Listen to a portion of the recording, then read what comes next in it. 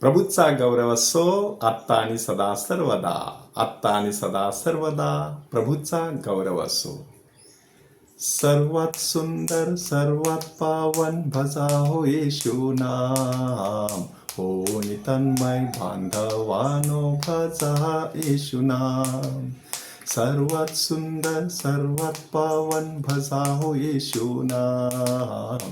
हो नितन्मय बांधवान भजा येशू नाम. प्रभू येशू ख्रिस्ताचं नाव किती सुंदर आहे.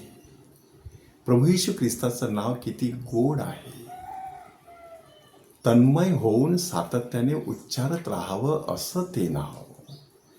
मनी सदा मी जपत राहतो त्याचे सुंदर नाम, सुंदर नाम, सुंदर नाम.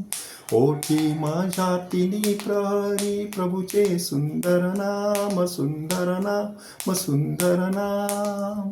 वेड लागले मजला त्याचे गाता सुंदर नाम. वेड लागले मजला त्याचे गाता सुंदर नाम. अशा प्रकारे माणसाची गत होऊ शकते. परंतु ही गत कधी होऊ शकते?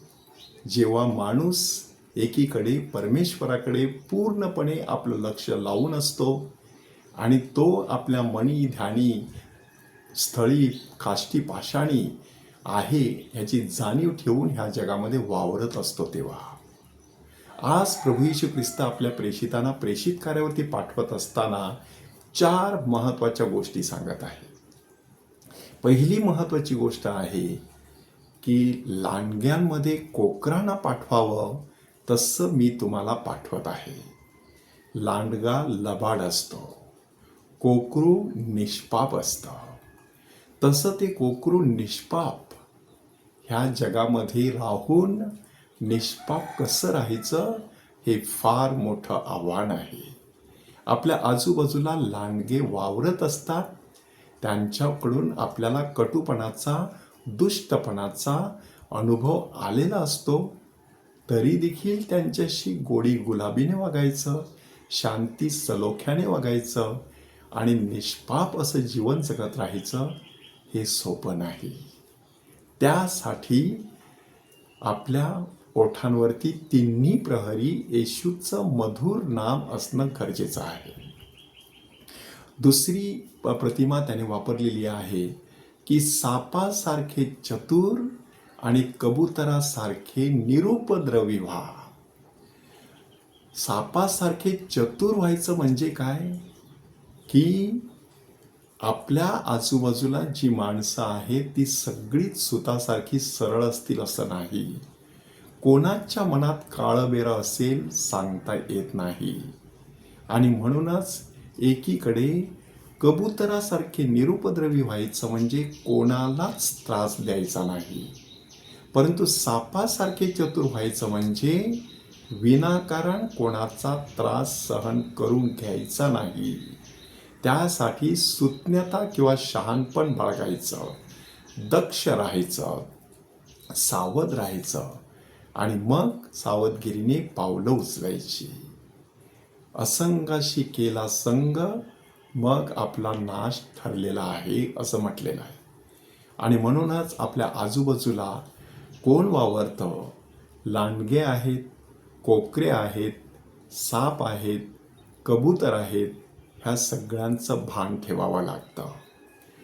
हे सर्व सांगून झाल्यानंतर तिसरी महत्त्वाची गोष्ट येशू सांगत आहे की तुमचा छळ होणार आहे. चांगलं कार्य करत असताना माणसाच्या वाटेला छळ येत असतो. आणि हा छळ कशामुळे येत असतो? कारण तुम्ही चांगले असता पण सगळेच चांगले असतील असं नाही. एक दिवस माझ्या वडिलांनी मला गाडी चालवताना पाहिलं. सुसाट वेगाने मी गाडी चालवलेली होती. घरी पोहोचल्यानंतर त्यांनी मला विचारलं की तू एवढ्या वेगाने गाडी चालवत होतास? मी सांगितलं रस्त्याला तसं कोणी नव्हतं म्हणून मी थोडीशी गाडी सुसाट वेगाने चालवली. आणि मग वडिलांनी सांगितलं आपण सावध असतो पण पलीकडचा माणूस सावध असेल असं नाही. तो कदाचित येऊन आपल्यावरती आदळू शकतो आणि अपघात घडू शकतो. आयुष्यभरासाठी मी एक धडा शिकलो की आपण चांगले वागतो ह्याचा अर्थ सगळेच चांगले असतील असं नाही. घरातले भाऊ बंध सुद्धा आपल्या विरुद्ध जाऊ शकतात, ह्याचं देखील माणसाने भान ठेवायचं. आणि मग चौथी गोष्ट सांगितलेली आहे, आणि ती म्हणजे अशा परिस्थितीमध्ये टिकाव धरायचा, घाबरून जायचं नाही. परमेश्वरावरचं प्रेम, परमेश्वराचं सुंदर असं नाव हे सतत ओठांवरती, मनामध्ये, हृदयात ठेवायचं. ती आपली आंतरिक शक्ती असणार आहे. शेवटी आध्यात्मिकता म्हणजे नक्की काय असतं? वास्तवाला भिडण्याचं आंतरिक सामर्थ्य. हे आंतरिक सामर्थ्य कमावण्यासाठीच आध्यात्मिक साधना करायची असते.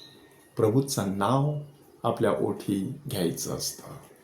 त्या प्रभूचा गौरव असो आत्ता आणि सदा सर्वदा. आत्ता आणि सदा सर्वदा त्या प्रभूचा गौरव असो.